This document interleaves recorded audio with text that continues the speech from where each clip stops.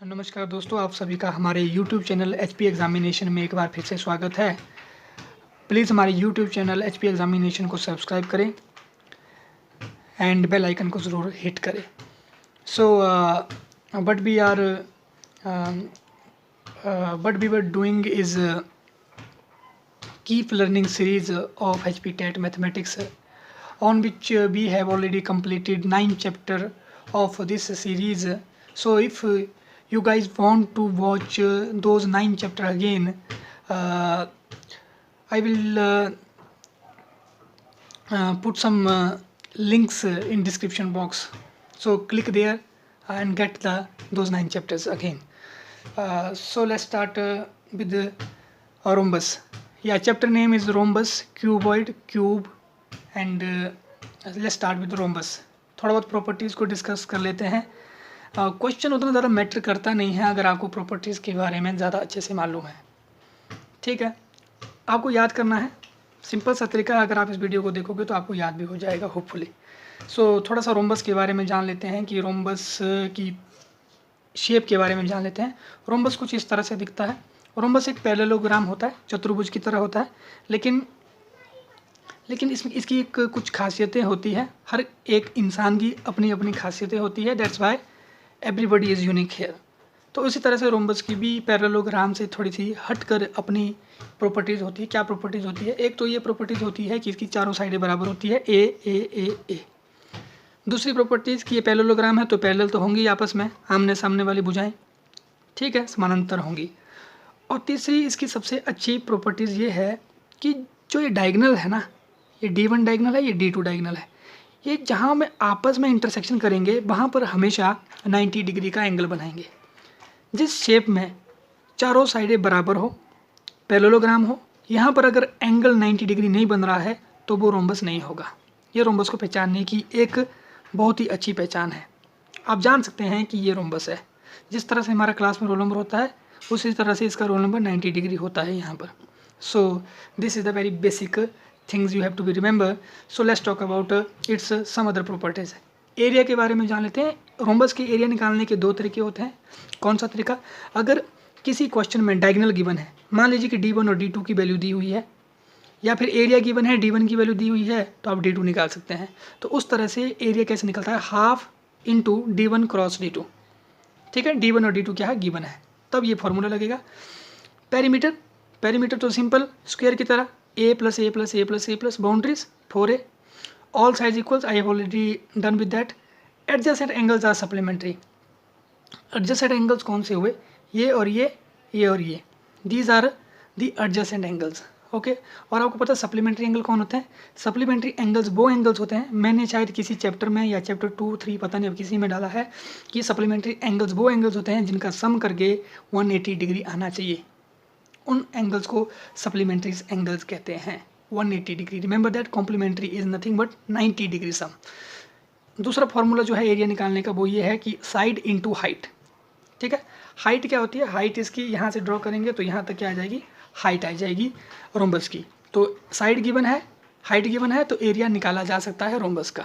This is all about rhombus here. So next एक question मैंने already करके रखा है यहाँ, तो थोड़ा जैसे बता लेता हूँ कि 2 डायगोनल दिए हुए हैं 6 सेंटीमीटर और 12 सेंटीमीटर के, हम लोग को निकालना है एरिया। तो we know that area is equal to half D1 cross D2। क्यों? डायगोनल गिवन थे इसलिए ये वाला एरिया लगा, तो बस सॉल्व कर दिया and 36 centimetre square is the right answer. So हाँ, एक क्वेश्चन ये मैंने खुद से बनाया क्वेश्चन है, हो सकता है टेट में इस बार चांसेस हो। सो ये एक रोम्बस है, ठीक है, गिवन है कि ये वाला एंगल 70 डिग्री है, तो ये वाला एंगल निकालना है, क्वेश्चन मार्क। तो क्वेश्चन मार्क क्या होगा? वी नो दैट प्रॉपर्टीज क्या होते हैं? Adjacent angles are supplementary. So यानी कि सम कितना होगा? 180 डिग्री, तो 180 में से 70 माइनस करना पड़ेगा तभी ये आएगा, and that is 110 degree because of supplementary angles properties hold in case of rhombus. तो क्यूब के बारे में थोड़ा बहुत जान लेते हैं। क्यूब के क्या होता है कि क्यूब के हमेशा स्क्वायर होता है। रिमेंबर दैट ये स्क्वायर से बने होते हैं। जितने भी ये दिख रहे हैं आपको ये फेसेस, ये सारे के सारे क्या है? स्क्वायर है। और क्यूबॉइड किससे बनता है? रेक्टेंगल से। ठीक है, डिफरेंस जानने की कोशिश कर रहे हैं। इसकी सारी साइडें इक्वल होंगी, ए, यानी कि लेंथ ब्रेड्थ हाइट क्या हो जाएगी? सेम हो जाएगी, और नेमिंग ए। इसको एज बोलते हैं जितनी भी ये साइडें हैं, इसको वर्टिसेस बोलते हैं यहाँ, और ये जो आपको फ्रंट फेस दिखता है उसको फेस बोलते हैं। ठीक है, फेसेस कितने होते हैं? 6 फेसेस होते हैं, 12 एजेस होते हैं, वर्टिसेस 8 होते हैं। कई बार टेट में देखा गया है कि डायरेक्ट क्वेश्चन पूछा जाता है कि how many faces have a cube है। ऑप्शन में दिया होगा 6, 7, 8, 9, तो ऑप्शन 6 में। How many edges are there? 10, 11, 12, 13, option में 12 आंसर। तो remember all this thing. Volume क्या होता है क्यूब का? ए क्यूब, सिंपल। डायगोनल क्या होता है? हाँ, दिस इज इम्पोर्टेंट वन, क्योंकि बच्चों को ये ज़रा याद रहता भी नहीं है और इग्नोर कर देते हैं इसको, और क्वेश्चन कई बार यहाँ से पूछा जाता है। So remember that diagonal is equal to √3 into side and surface area is 6a²। ठीक है, all these are the properties. And मुझे ऐसा लगता है कि आप लोगों को पहले से ही इन प्रॉपर्टीज़ के बारे में ज्ञान है, तो ज़्यादा बताने की ज़रूरत नहीं है। अगर आप लोगों को पहले से ज्ञान नहीं है तो remember it. Okay, so let's talk about cuboid. Cuboid के बारे में ऑलरेडी बता चुका हूँ कि ये रेक्टेंगल से बने होते हैं, जिसमें लेंथ होती है, ब्रेड्थ होती है, हाइट होती है। Simple, volume is equal to length into breadth into height. Diagonal का formula L² + B² + A² under the root, and surface area is nothing but 2 bracket length into breadth plus breadth into height plus height into length. तो इस तरह से rhombus, cube and cuboid की properties we are done.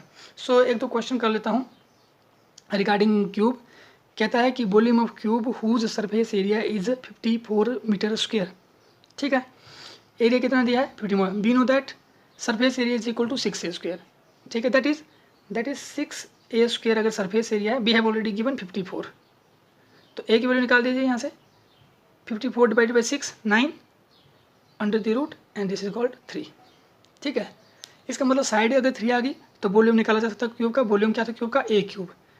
तो A3, तो ए cube निकाल लीजिए, 27 metre cube. तो इसका आंसर कितना है? 27। These are the basic question.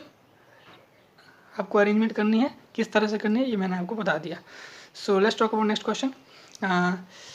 कहता है कि the altitude of rhombus whose area is 320 metre square and side is 5 metre. देखो यहाँ पर रोम्बस के बारे में पूछा है, एरिया निकालना है, सॉरी एरिया गिवन है, हम लोग को साइड एल्टीट्यूड निकालना है। एल्टीट्यूड को आप हाइट भी कह सकते हैं, कोई दिक्कत नहीं है।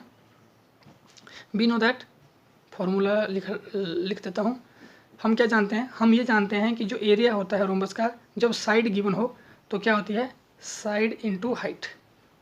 हाइट बोले तो एल्टीट्यूड, कोई दिक्कत नहीं। एरिया गिवन है कितना है? 320 is equal to side given है 5 मीटर इंटू हाइट। हाइट मतलब एल्टीट्यूड निकालना है, तो 320 डिवाइडेड बाई 5, 6 6 6 6 6 6 2 20 4 मीटर, या इसका मतलब 64 metre is the altitude of that rhombus whose area is 320 metre square and side is 5 metre. This is all about. मैंने यहाँ कुछ क्वेश्चन ऑलरेडी कर दिए हैं। इसी के रिगार्डिंग क्वेश्चन आते हैं, कोई बाहर से क्वेश्चन नहीं पूछता है। So we are here with chapter 10 rhombus, cube and cuboid. तो आप लोगों को क्या करना है? हमारे यूट्यूब चैनल को सब्सक्राइब करना है और ज़्यादा से ज़्यादा इस चैनल को शेयर करना है। बहुत बहुत शुक्रिया। Thanks for watching.